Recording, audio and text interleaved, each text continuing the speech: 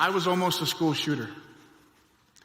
In 1996, Denver, Colorado, as a student in North High, in a moment of pain and anger, I almost committed a terrible atrocity. Growing up, I learned early on there was a strange comfort and calmness in darkness. I was always the new kid. My family was very violent and aggressive, drug-addicted parents. We were moving from place to place a lot, went to 30 or 40 different schools, always seemed to be going to a new school every other week. You woke up at 4 o'clock in the morning by some cops who run across the country to get away from them and then end up at a school I'd only be at for a couple weeks and then have to do it all again a couple days later. Was the perpetual new kid.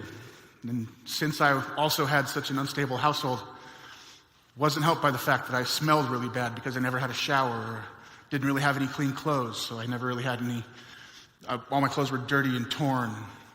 I had a weight problem. I was smart. I liked comic books at a time when kids didn't really like people who liked comic books that much.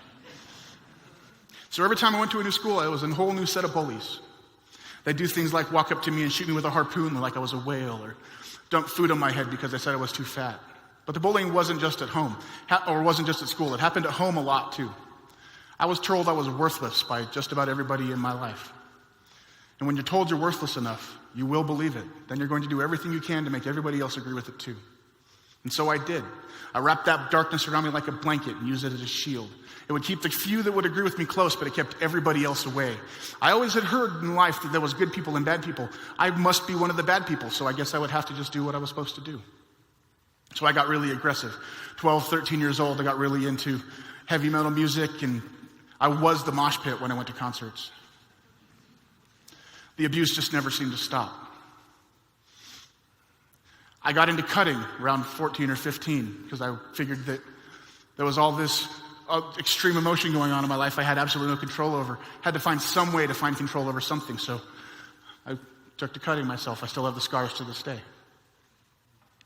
15, 16 years old, I ended up homeless. My parents had long ago kicked me out because I didn't want to deal with their drunken fighting anymore, so I was living on the streets.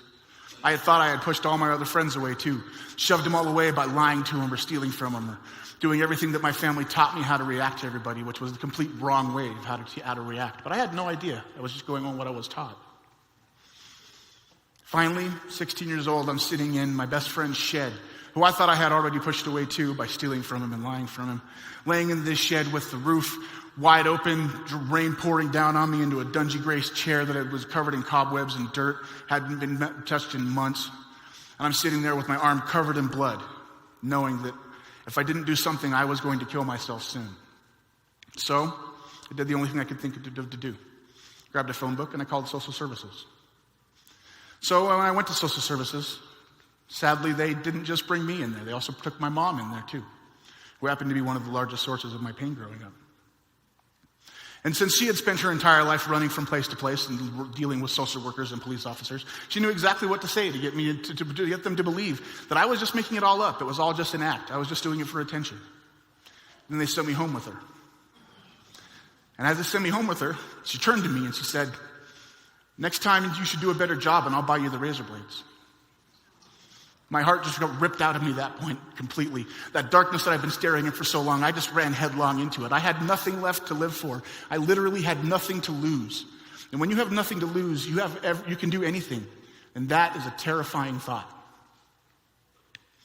I decided that my act of doing something was I was going to express my extreme anger and rage by getting a gun. I was going to attack either my school or a mall food court. Really didn't matter to me which one. It wasn't about the people. It was about the largest amount of damage in the shortest amount of time with the least amount of security. Both those places were ripe targets. So I wish I had a better story about actually getting a gun, but that was actually really rather businesslike.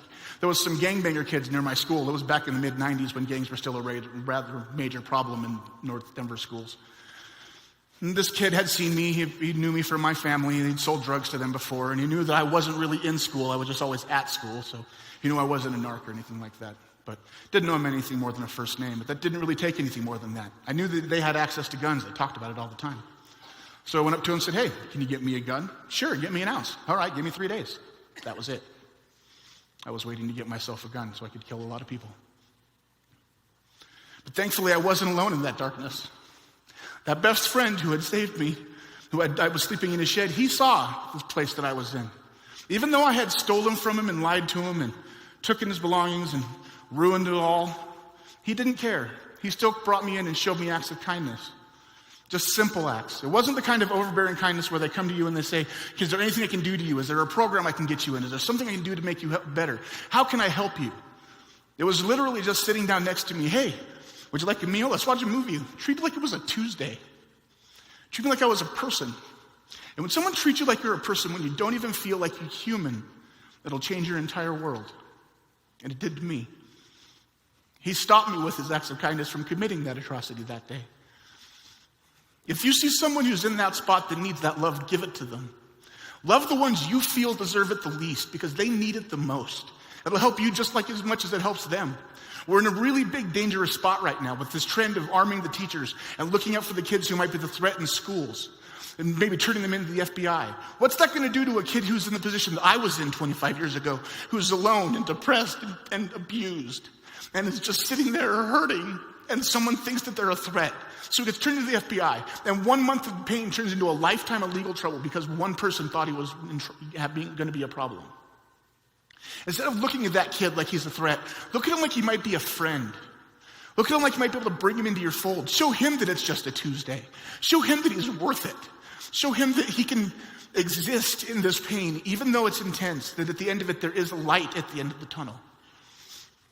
I found my light. Now I'm a happy family man. I have a father of 4. My wife and my daughter are in the audience today.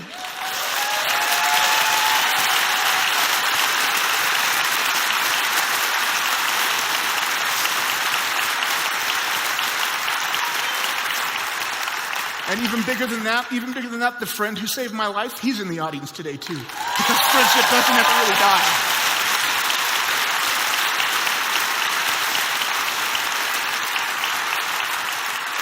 We have to give love to the people who we think deserve it the least. Thank you.